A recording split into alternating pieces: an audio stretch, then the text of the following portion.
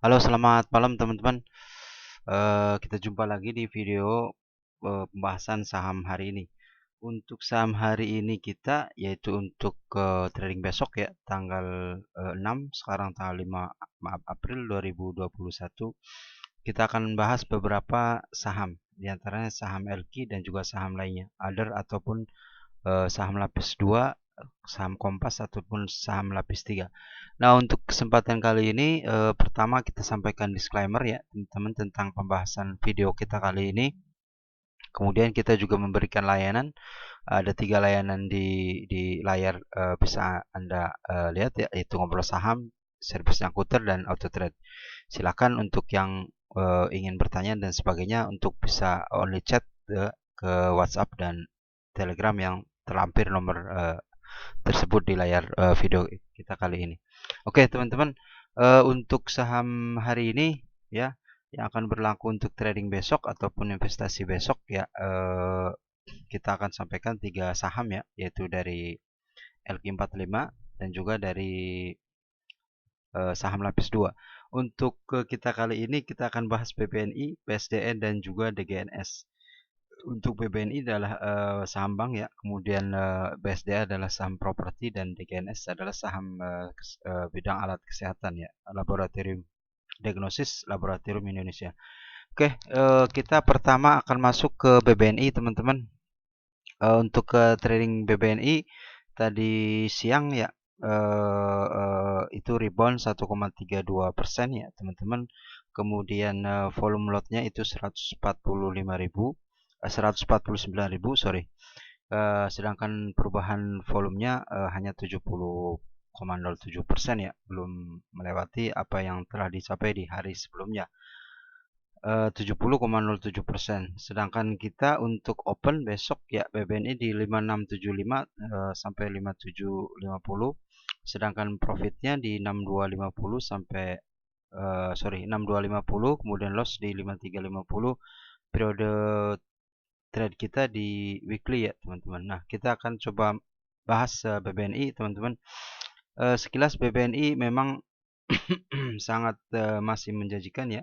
Dalam arti ini adalah situasi di mana memang saham ini punya kecenderungan secara teknikal ada di posisi pivot ya, ada di tengah-tengah harganya, di tengah-tengah harga terbawah dan harga teratas ya, tapi cenderung masih memang ada apa namanya, ada ada uptrend ya, ada potensi uptrend, karena pertama memang garis uptrendnya sudah terbentuk, tetapi garis trend bearishnya memang masih tinggi ya, artinya masih horizontal, sedangkan garis uptrendnya itu masih sudah mulai menekuk ke atas, saatnya menuju ke atas. Walaupun memang sekarang dari sisi chart masih di bawah resisten di 6140, 6150 ya teman-teman, untuk BBNI. Nah, untuk BBNI kita kali ini secara teknikal ya teman-teman juga bisa lihat bahwa perdagangan tadi siang 1,32% di 5750 mereka close. Ini masih ada potensi ya. Kita lihat di sini memang secara teknikal sudah mulai ada pullback ya sedikit teman-teman, dan ini menunjukkan memang morning star juga ya, walaupun memang belum berbentuk secara sempurna, tapi ini menjadi guidance bagi teman-teman yang memang secara makro juga melihat potensi yang akan dilakukan oleh BBNI, antara lain dari sisi sentimennya, terutama dari dividen, kemudian juga ada potensi sisi dari apa namanya, dorongan untuk bisa melakukan penyaluran kredit ya secara lebih masif lagi ke masyarakat, karena memang perbankan diharapkan tahun ini, terutama di kuartal 1 itu bisa untuk meningkatkan penyaluran kredit secara lebih masif lagi ke publik, dan ini dimungkinkan karena memang BBNI salah satu BUMN yang punya jaringan luas di masyarakat di seluruh Indonesia, dan ini memang harapan dari OJK dan juga dari BI. Walaupun memang suku bunga sudah diturunkan, diharapkan memang penyaluran kreditnya akan lebih tinggi. Artinya NIM-nya, net interest margin-nya walaupun kecil tetapi dengan penyaluran kredit yang tinggi, maka penghasilan realnya dari pendapatan bunga itu pada akhirnya akan juga tinggi dengan penyaluran kredit yang tinggi juga. Ini yang diharapkan oleh perbankan, terutama memang motor penggeraknya ada di saham-saham buku 4 di BUMN. Salah satunya BBNI yang punya kemampuan secara permodalan sangat bagus dan juga jaringan yang sangat luas baik di seluruh pelosok Indonesia ataupun jaringan di luar negeri ya teman-teman. Nah, secara chart ini memang masih dalam tekanan biris ya teman-teman. Secara overall ini kita cuman tarik datanya dari time frame daily, tetapi secara jangka menengah ini masih potensi karena posisi stokastiknya juga memang di bawah ya, di angka 28, 26, 28 per 26, jadi ada potensi untuk bisa pullback lagi ke atas. Ya, harapannya kita bisa lihat BBNI bisa relaksasi untuk perbaikan dari sisi penyaluran kredit ataupun dari sisi untuk menjaga nasabah dari sisi performance loan-nya. Ini betul-betul memang harus dimanfaatkan semaksimal mungkin ya, terutama untuk menjaga pendapatan dari bisnis as usual dari BBNI itu sendiri. Nah, kalau kita lihat chart memang di atas garis pivot di 5.700 ya. Tetapi ini memang perlahan tapi pasti kita yakin ada potensi untuk bisa naik lagi di atas angka 6.100-an ya. Kita tembus ke angka 6.100-an, maka memang uptrendnya BNI akan terbentuk ke angka yang lebih tinggi, yaitu di target 6.300-an. Nah, sedangkan untuk biris, apalagi memang titik supportnya di 5.500, ketika tertembus ya ke 5.500 dengan sisi net sell yang tinggi, terutama dari asing, maka ya mau tidak mau angka 4.900-an memang harus ditempuh oleh BBNI untuk kemudian memang melakukan koreksi yang terus-menerus. Tetapi itu akan sangat kecil sekali kalau saya lihat, karena memang saham-saham BUMN ini memang masih terlalu kuat ya, terutama saham buku 4 ya. Mungkin ditopang oleh beberapa rencana stimulus dari pemerintah seperti relaksasi kredit ya, kemudian bantuan-bantuan BLT juga, atau bantuan-bantuan pemerintah juga melalui bank-bank BUMN ya. Kemudian ada dana dari pemerintah yang sebagai kolateral, sebagai jaminan untuk bisa bank mampu untuk menyalurkan kredit secara lebih tinggi lagi. Ini menjadi trigger yang sangat positif untuk bank BUMN tersebut. Di samping itu memang saat ini asing beberapa minggu kemarin ya, katakan akhir Maret ya, mulai akhir Maret mereka sudah mulai buang sahamnya secara net sell. Tetapi memasuki April ada sentimen daripada dividen yang akan diumumkan setidaknya di bulan April, ataupun proses kumdetnya di bulan April. Ini menjadi suatu momentum yang bagus ya secara jangka pendek, setidaknya di akhir April ataupun di awal Mei. Pun demikian di awal Mei juga terjadi situasi menjelang Lebaran, di mana memang perputaran sirkulasi transaksi lewat perbankan juga akan semakin tinggi, dan ini memang menjadi salah satu sentimen tambahan juga untuk ke bank plat merah tersebut.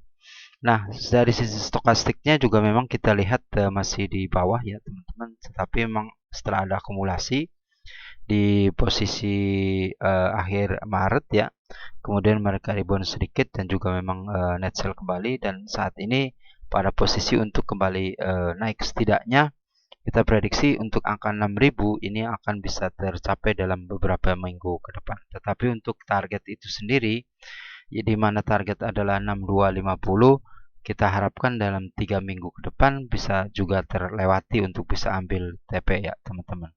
Nah, dari sisi sentimen yang lain, kalau kita lihat secara report full year ya, full year 2020 ya teman-teman, untuk BBNI memang tidak terlalu bermasalah secara dalam ya, dalam arti memang saham ini punya keuntungan yang ya lumayan tinggi walaupun memang turun ya. Dari sisi apa namanya, dari sisi keuangan juga nggak terlalu apa namanya, nggak terlalu mengkhawatirkan ya. Kemudian yang pendapatan juga secara net bersihnya itu di kisaran 5 triliun ya teman-teman, sehingga memang memungkinkan BBNI ini akan bisa menghadapi situasi di mana terjadinya net sell ya dari pemegang saham. Nah, kita lihat di laporan keuangan terakhir di full year 2020 ya teman-teman, untuk BBNI kita akan lihat baca secara fundamental, secara sekilas ya teman-teman. Kalau kita lihat di sini ya, kalau kita lihat di sini untuk BBNI ya teman-teman, eh, secara kas ada 17 triliun ya, kemudian giro di BI 35 triliun, giro bank lain 15 triliun, lumayan tinggi ya. Kemudian efek juga ada 22 triliun. Kemudian secara overall juga kita akan lihat asetnya 891 triliun ya. Jumlah asetnya, overall asetnya yang termasuk aset bergerak dan tidak bergerak. Sedangkan liability-nya kita lihat giro ada 151 triliun, kemudian tabungan ada 223 triliun, deposito ada 162 triliun. Ya, teman-teman, kemudian kita lihat secara overall, karena juga campur ini dengan report BNI Syariah ya. Secara liability ada 891 triliun ya, teman-teman, untuk apa namanya? Liability, termasuk juga DPK ya, dari saham perbankan ini. Jadi 891 berbanding dengan kita kan aset aset BBNI senilai 891 juga ya. Ini masih berimbang, artinya masih dikatakan sorry.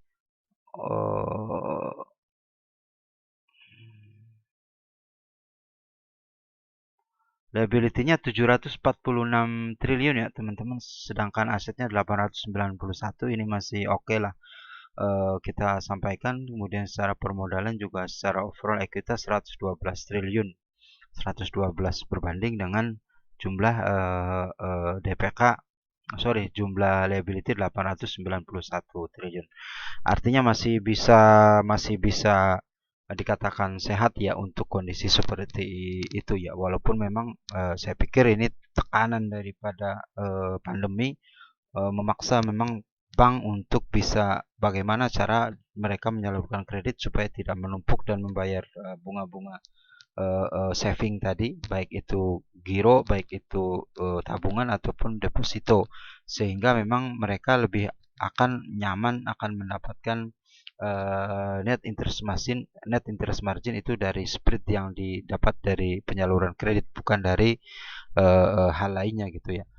Sementara memang dana tabungan masyarakat juga DPK sangat sangat tinggi sekali di sini, sehingga memaksa BBNI untuk tahun 2021 ini secepat mungkin atau sebanyak mungkin mereka bisa menyalurkan kredit secara lebih produktif ke masyarakat. Oke, teman-teman, itu BBNI. Kita next ke saham selanjutnya, itu BSDE ya, teman-teman. Untuk BSDE sendiri kita lihat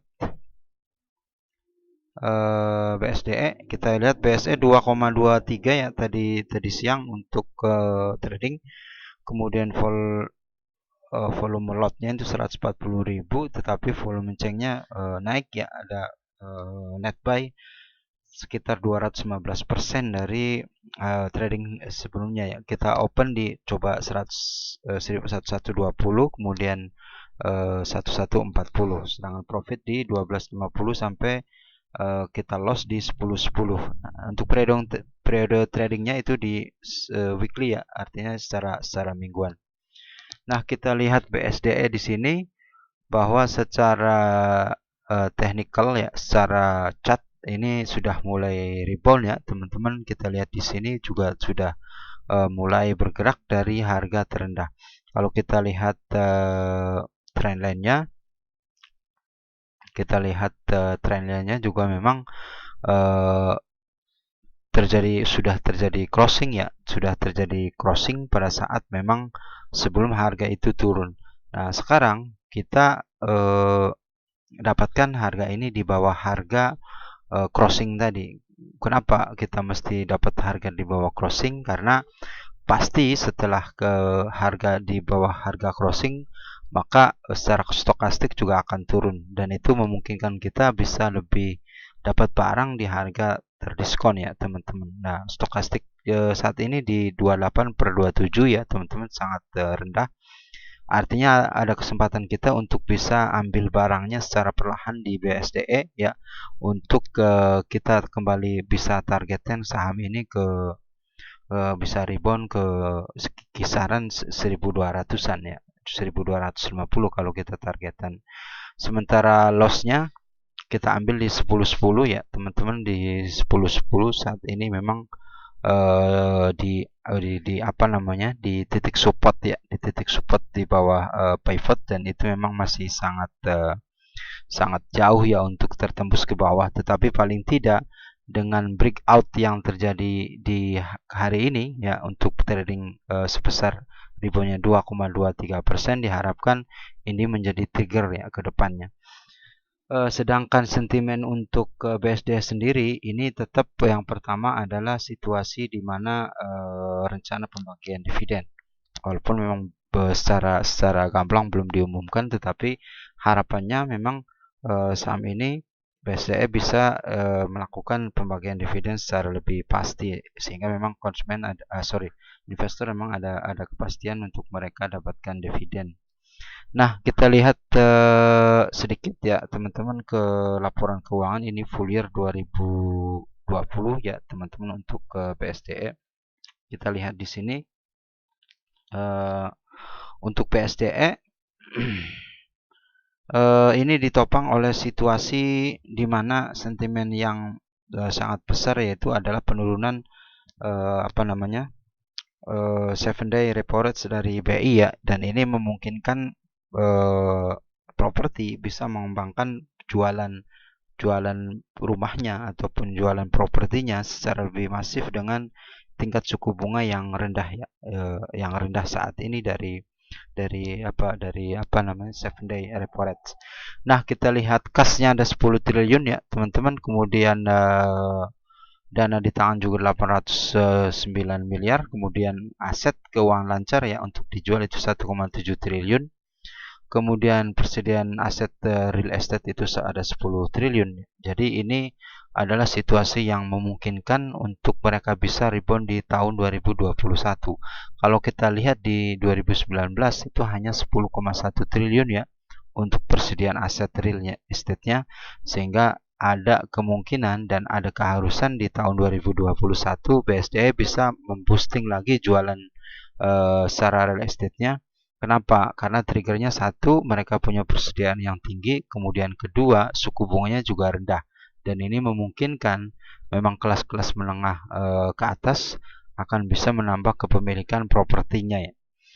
Oke, kemudian ada uang lancar juga 3,4 triliun, sehingga secara aset secara lancar ada 28 triliun ya. Sedangkan untuk secara overall aset itu 60 triliun ya untuk BSDE itu sendiri. Nah, kalau kita lihat persediaan tidak lancar berupa bank land, bangunan dan lain-lain yang belum bisa dijual itu ada sekitar 12 triliun ya secara value. Kemudian properti investasi ada 8 triliun. Goodwill juga ada 2 triliun, sehingga aset lancarnya 32 triliun. Overall aset BSDE 60 triliun. Sehingga memang ini terutama tadi persediaan lancarnya untuk dia bisa dijual setidaknya tahun ini sebesar 10 triliun menjadi trigger tertentu untuk trigger yang baik untuk BSDE bisa memboosting penjualan di tahun 2021, di mana suku bunga rendah, sedangkan genjotan daripada BI dan OJK untuk bank segera menyalurkan kredit ya, apapun itu termasuk kredit perumahan, itu sangat tinggi sekali sebagai satu sentimen. Ditambah juga memang rencana POJK untuk relaksasi DP ya teman-teman, DP perumahan, sehingga bisa digiring untuk DP yang lebih murah. Syukur-syukur bisa sampai 0%. Walaupun memang ini adalah kebijakan yang memang akan diambil oleh perbankan itu sendiri bersama dengan pengembang dalam hal tersebut untuk DP 0%. Tetapi didorong untuk setidaknya bagaimana menyalurkan kredit, terutama kredit perumahan, lebih tinggi lagi. Nah, secara liability ini BSDE overall 26 triliun ya. Sedangkan asetnya overall 60 triliun, artinya masih di bawah nilai total aset senilai 60 triliun, liability-nya hanya 26 triliun ya. Artinya kira-kira setengah lebih sedikit lah, sekitar 55% dari liability BSDE secara overall. Nah, kita lihat secara permodalan juga 34 triliun ya. Artinya hutang pun masih di bawah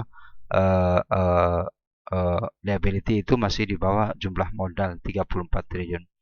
Kita lihat income statement di Desember 2020 ya. Ini memang ada penurunan dari 2019 7,08 triliun menjadi 6,18 triliun. Kemudian beban pokoknya juga turun ya di masa pandemi. Kemudian kita lihat juga secara beban penjualan juga turun. Kemudian juga beban umum juga turun, beban keuangan justru naik dari 1,04 triliun menjadi 1,78 triliun ya. Ini adalah beban keuangan di mana memang pada tahun pandemi 2020 mereka harus membayar nilai keuangan secara lebih tinggi ya, karena memang dimungkinkan mereka melakukan utang ataupun menambah liability. Tujuannya adalah untuk bagaimana mereka bertahan untuk bisa menjalankan bisnis secara as usual, walaupun kondisi tersebut mendorong mereka untuk menambah hutang. Tetapi paling tidak dengan tambahan hutang sampai 1,78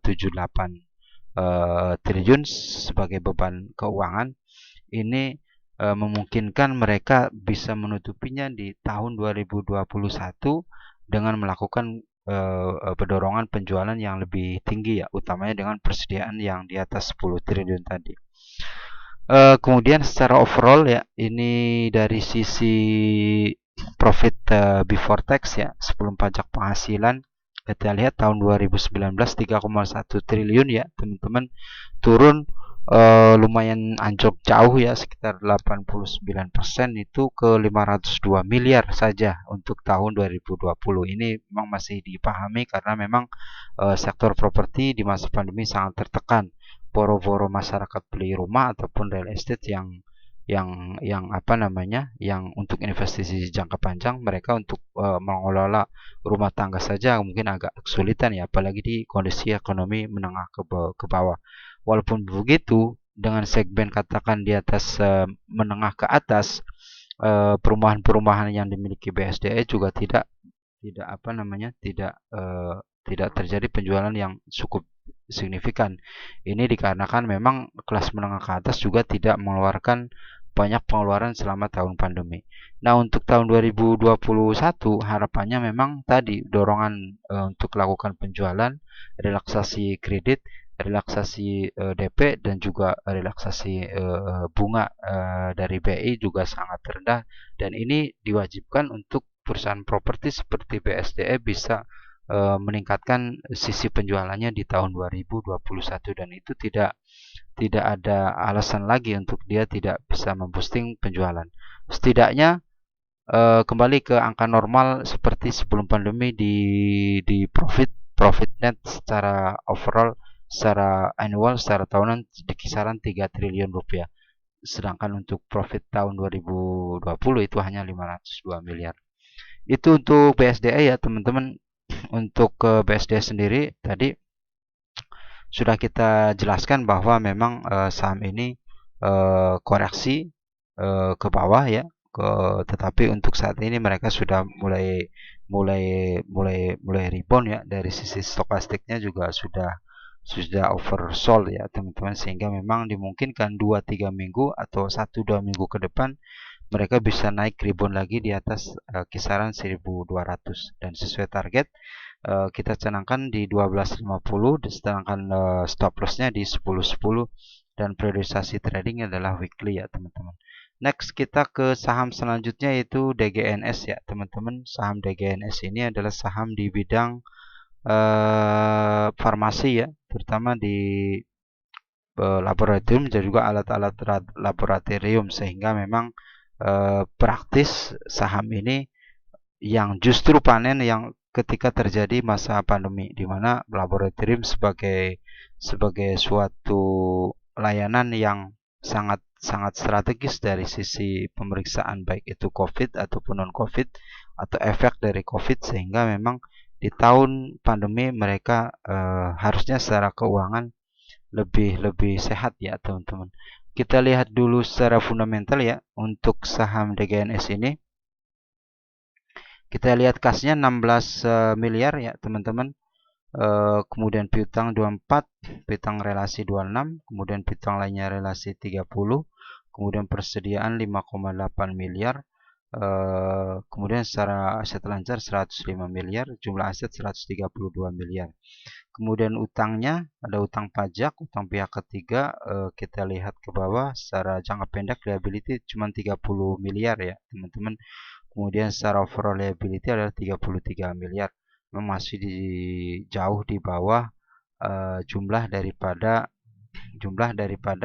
aset ya. Overall aset 132 miliar, sedangkan liability all itu di kisaran 33 miliar. Jadi masih sangat sehat ya, baik dari sisi by aset ataupun sisi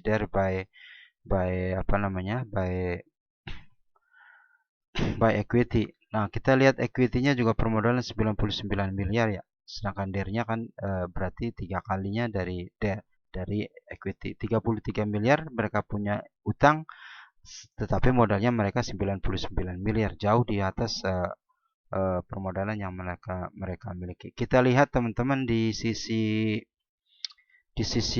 income ya, Desember 2020 versus Desember 2019, ini justru ada peningkatan teman-teman dari 51 miliar ke 183 miliar secara pendapatan usaha di 2020. Artinya mereka panen dari 51 miliar ke 183 miliar. Walaupun begitu memang secara beban juga naik, tetapi bebannya bisa terkontrol. Sehingga begitu mereka juga panen profit ya teman-teman. DGNS ini dari 9 miliar di 2019 secara profit before tax ya 12 miliar, 12,6 miliar menjadi 66 miliar. Ini sangat fantastis kenaikannya, sehingga begitu memang saham ini memang masih sangat potensial setidaknya untuk Indonesia mengalami situasi yang berusaha sekuat mungkin bebas dari COVID-19.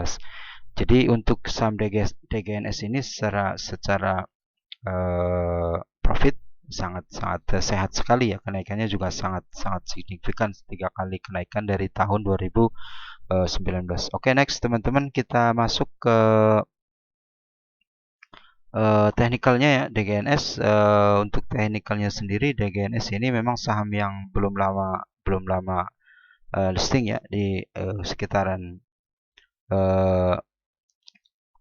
2020 untuk listingnya. Jadi kita tidak tahu persis ya, karena belum sampai ke saham cuan untuk saham DGNS ini.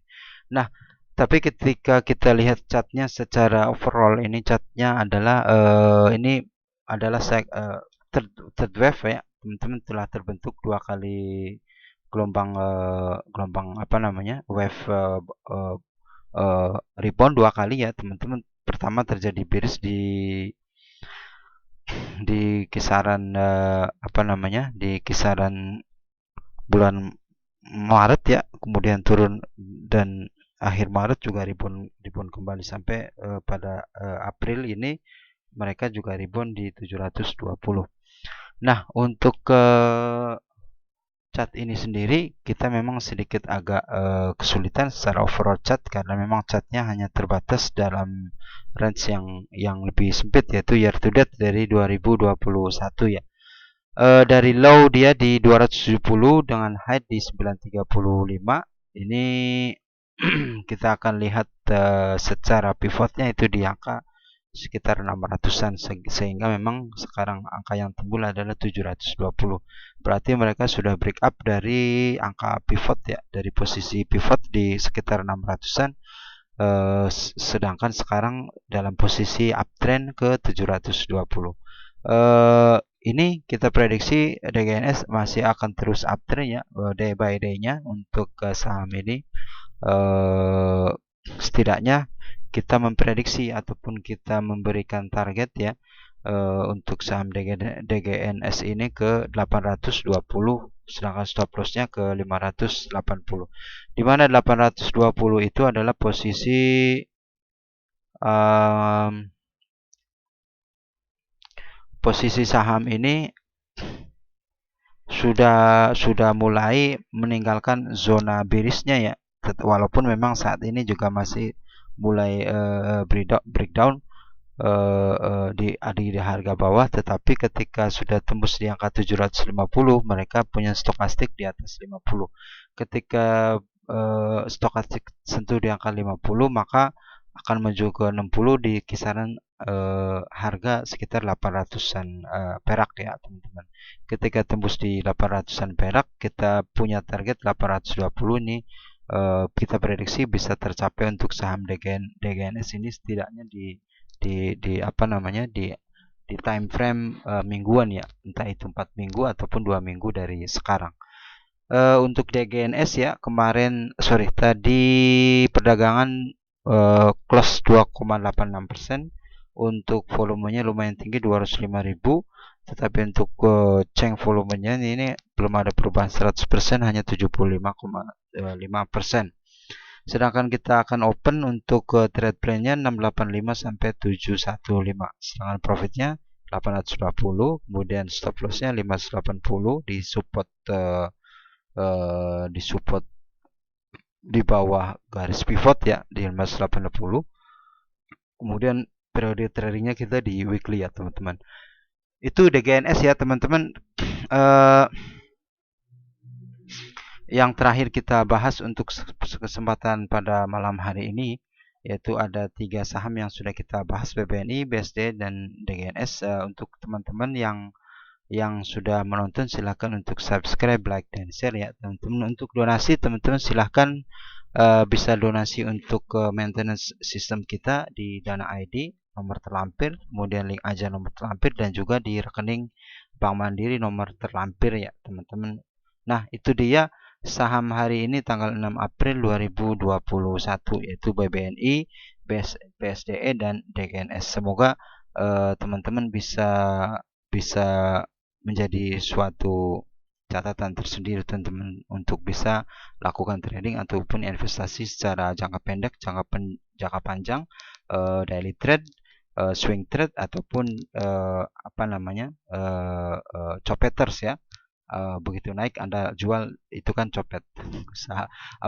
Trader copet seperti itu. Dan itu memang fenomena yang lumrah dan wajar untuk suatu bursa, karena bursa memang tempatnya hilir mudik transaksi yang sangat besar dan lebar. Maka dari itu teman-teman diharapkan untuk bisa cerdik dan juga bisa memanfaatkan peluang sekecil apapun. Oke ya teman-teman, demikian untuk video kita kali ini. Terima kasih sudah menonton. Mohon dukungannya, subscribe, like, dan share-nya. Saham kita hari ini untuk trading tanggal 6 April 2021 yaitu BBNI, BSDE, dan DGNS. Terima kasih dan semoga bahasan kita kali ini bermanfaat untuk teman-teman semua. Selamat malam, salam cuan semua.